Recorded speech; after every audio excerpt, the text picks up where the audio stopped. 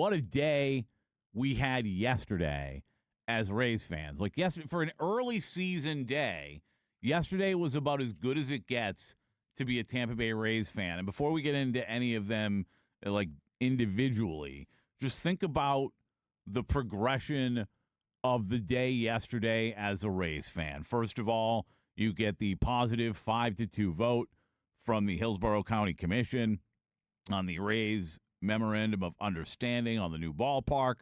That's a good thing. And then we find out a little later on that Yandy Diaz is, in fact, going to be just fine. He took the day off yesterday, although he put his uniform on. You probably saw if you were watching the game, put his uniform on, came up in the dugout like he was ready to go, and they were like, nah, no, you're having the day off. Steven Matz returned to the mound for the Rays yesterday, and then the comeback victory for the sweep against the Baltimore Orioles. I mean, I don't know how you draw it up any better as a Rays fan, Aaron Jacobson, than the day we had yesterday. You can't, and I'm typically I just want baseball every day, but I'll take the day off to give Yandy Diaz an extra day of rest because you're right. He can't help himself. He wants to be in there, and Kevin Cash said before the game, he's like, yeah, Yandy has made himself available, but he didn't want to use him yesterday. I feel like we're almost to the portion of the season where a day off is okay. Like the day, like, all right, I got other stuff I can do today. Like early in the season, I've made this comment year after year after year. Early in the season, especially that first day off where they get it like after they get opening day and then they get a day off. And I'm like, that doesn't seem necessary. That could be better used later in the year. But early in the season, I always say like a day off feels like a week off. It's like, oh, I don't have Rays baseball today. But we're almost to that portion of the season where like, a day off is cool. A day off is like, all right, we'll take the day and we'll do other stuff. Today I won't watch the Rays. But this doesn't feel like that moment right now just because of everything going on. My hope is that this, not just after the day off, obviously, but throughout the season, if the vibes and the chemistry of this team and the energy, exuberance remains the same, and obviously you have swings. Right now, they're red hot. They're winning ball games. Everyone's happy when you're winning ball games. Best winning percentage in all of baseball right now. You lose a couple ball games, you go on a stretch, a losing streak, and you're not as happy. Vibes aren't as good. How are you going to withstand that? Because that's going to happen at some point. So how are you going to withstand that? But when you see what happened yesterday and what transpired, and honestly, it's been happening, it seems like every single game. Not just winning, but how they're winning. And we've seen them do it every which way. This team is never dead.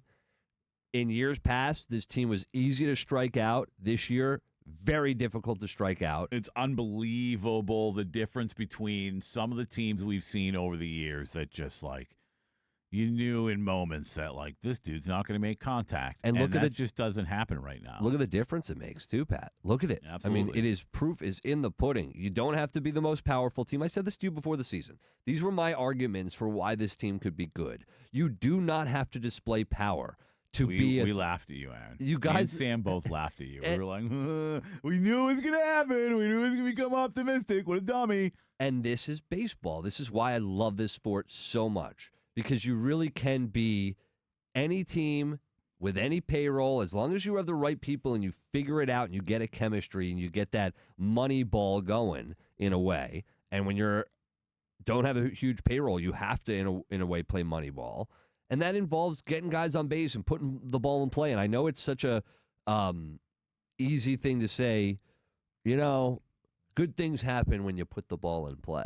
Yeah. But it's so true. And look how psyched these guys are, Pat. Palacios. The energy is through the roof. In the eighth inning, I mean, did you see the look when Vlade came home on the double steal? Did you see the look on his face? He had this, like, he came across home plate, and he got up, and he was like, it was like he was gritting his teeth. Like, you ever see a linebacker after he knocks the you-know-what out of somebody, and he stand over him, he's like, Urgh! That's what Vlade looked like coming across home plate yesterday. Like, it was insane. I loved it. I love the camera work, too, like, going from, you had Vlade, and then the Palacios, and earlier Aranda, like, all of that, all those moments were just perfectly captured, and you're right. Somebody texted in the other day that Vlade looks like the guy from Revenge of the Nerds, Donald Gibb, who recently passed away, actually. Did he really? Last week. You know who that was that texted that? It was Adam from Pizza Box. because he actually texted me that yesterday. And he's right. He was ogre. It's a great character. Great character. He died last week. That's crazy. But last week. Holy crap! Yeah, last week. But the vibes are really good, and they couldn't be better. Can we talk about? And they really couldn't be better. And hopefully it stays because it's guys like Hunter Fiducia, first major league home run for him. Yeah, and then a bunt single. Bunt single from a catcher. I mean, it's unbelievable what's happening. Can we talk about the huge Palacios single in the 8th and him definitely thinking it was a pop-up? Did you think it was a pop-up? No. I kind of thought it was a pop-up. It was He ripped it. No, it was kind of weird. Not in the air, though.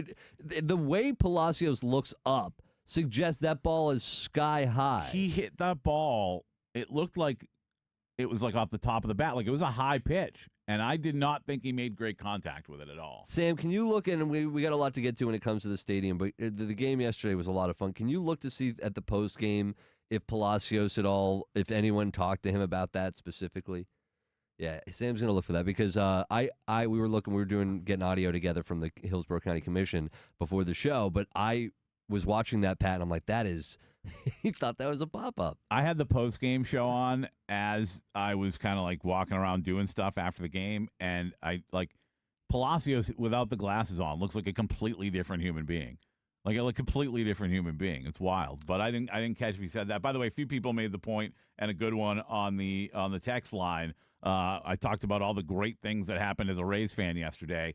And I left out another one, and that is the Yankees went on to lose. We got a few texts about this. The Yankees went on to lose last night, so it's now a 4-game lead over the Yankees in the American League East. And what an opportunity for the Rays this weekend, who, after having today off, go into Yankee Stadium for a set. And if you can go in there and win the series, I'm not going to talk about just keep sweeping people, but if you go in and win the series, you can really stretch this first-place lead over now everyone in the division. They swept them at the Trop. Yeah. Now you're going to go up against Garrett Cole, and you know how I feel about guys that are just coming back from a long, long time away with injury. Sometimes they can press, and sometimes it takes a while to get them back in to what they're used to doing, into that familiar, routine every 5 days going out and pitching. And he's up against Nick Martinez as well. The AL East is just, they hate the Rays. They hate the Rays right now because the Rays are dominating. Richie Palacios, after the game yesterday, after his big game. Yeah, I was just trying to look for a good pitch. First 3, he was like kind of around the zone. Glad I was able to take those. And then those 3-0. Runners on base, I don't swing 3-0 much. Probably like maybe twice in my career. But guys are on base, I'm looking for a good pitch, and I was able to put a good swing on it. This team. And by the way, I'm glad he mentioned that. I didn't mention that at all. 3-0 count, green light, green light, 3-0 count, 2 outs. Like that's incredible what was going on yesterday. On the text line, were you watching with your eyes closed? Was I watching what with my eyes closed? How do you know he's talking to you? Were you watching with your eyes closed? Some of the game. Yeah. I mean, I had the game. I'm not gonna lie. I had the game on in the bedroom, and I was on and off a little bit. But yeah, to me, it just looked like he thought it was a pop-up. I don't know about anybody else. Yeah, but it did to me. Like watching the game, it didn't look like he made great contact. Like I wasn't surprised by his reaction, but clearly it was good enough to keep this game going and to drive in that run. And then, of course, the double steal with Vlade was unbelievable. And again, the reaction from Vlade was great. But we got reaction in the morning, as we talked about. We talked to both Ken Hagan and Ken Babby yesterday as they got ready for the Hillsborough County Commission vote. And it was certainly an interesting day that we heard some of the comments, and some of them were from fans that were very pro-Rays, and then some of them were from people that maybe weren't as high on putting up a new stadium. But we got some comments from the Hitman, who joined us yesterday as well, and he talked about why this is a good idea for Hillsborough County and for Tampa Bay. Today is a monumental day. Our efforts to not only secure a forever home for the Tampa Bay Rays, but to reach an agreement on a generational project that will be the largest development in Hillsborough County's history. Having worked on this issue for over 16 years now, I can tell you that this is the closest we've ever come to finalizing an agreement with the Rays. However, as Greg stated a couple times, this is not the final vote. There's still considerable work to be done in order to get into position to vote on an agreement. However, the MOU is an enormous milestone by establishing the framework to address the remaining issues and to finalize the 6 or 7 lengthy definitive documents that will make up the final agreement. As we've seen and heard, the critics are out there, but they will always be out there. I've learned throughout this journey that for many of the opponents, not all, but many, no deal will ever be good enough unless there's zero tax dollars being utilized. That's just a philosophical belief, and that's okay. And this is evidenced by so many of the emails and phone calls that lead with zero tax dollars for billionaire owners.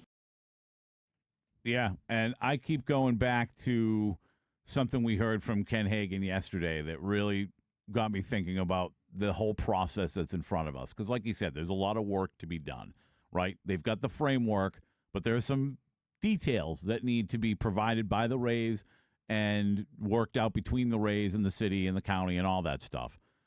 Ken Hagan said to us, we were hoping it would be around 50-50, right? And now we're at a point where the community is only going to have to put up 42.5%. The Rays have already added 7.5% over 50%. That tells me how committed they are to staying in Tampa Bay. And that tells me when it comes down to the fine details and those things that still need to be worked out, that they're going to be willing to take some things that they don't want, and they're going to get it done, is the way I feel. I feel like Ken Babby and company is going to get it done because they've already shown a willingness to do more than originally expected, and they've already shown a willingness to come to the plate and negotiate.